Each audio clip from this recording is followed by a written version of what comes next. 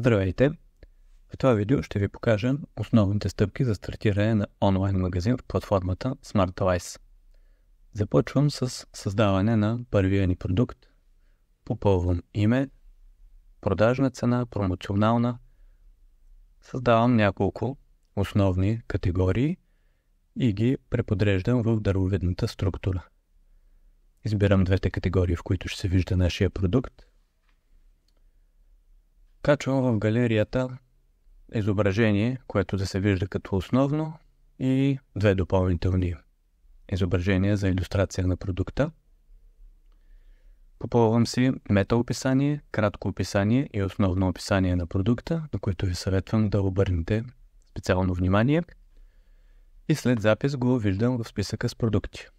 От бързия бутон го преглеждам как изглежда в сайта.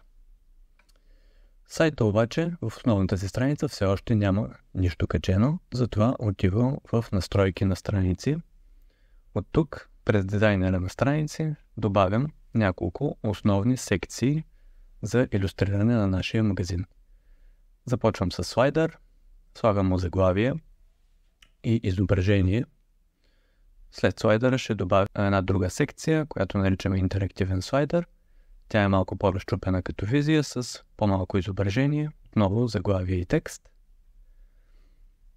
Ще посоча бутон, който да води към всички продукти в магазина. И в секция продукти избирам нашия готов продукт, за сега единствен, който да се визуализира в сайта. С бутона онлайн магазин отивам да видя какво се е получило. Ето това е нашата основна страница и нашата първа продуктова страница. Ключово е също така да направя настройки на менютата. Ще редактирам хедър менюто, за да се вижда количка, например, и няколко основни категории, които имам. Количката слагам на последно място, запазвам менюто и отново преглеждам с бързия бутон как се е подредило нашето хедър меню. Ето количката най-вдясно.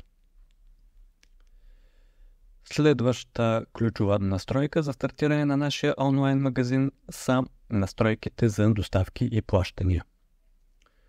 Избирам, че предлагам на клиентите си безплатна доставка над определената сума и добавям два примерни начина за доставка, които ще илюстрирам с имена и ще посоча цената за доставка.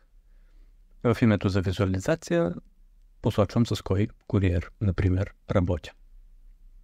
На следващата стъпка избирам начините на плащане, които искам да активирам за момента. Посочвам само наложен платеж за сега. В другите ни видеа може да видите как се активира и плащане с карта. И оставям наложен платеж активно и за двата начина на доставка. До офис и до адрес. Следващото, което възнамерявам да направя, е да проверя дали онлайн магазина може да продава. Добавям един продукт в количката, преглеждаме. На чекаута ще попълня някакви примерни данни, за да видя дали поръчката може да бъде записана. Избирам си начин на доставка, начин на плащане. В забележка ще посоча до кой офис на куриера искам да получа поръчката си. Съгласявам се с общите условия и записвам поръчката.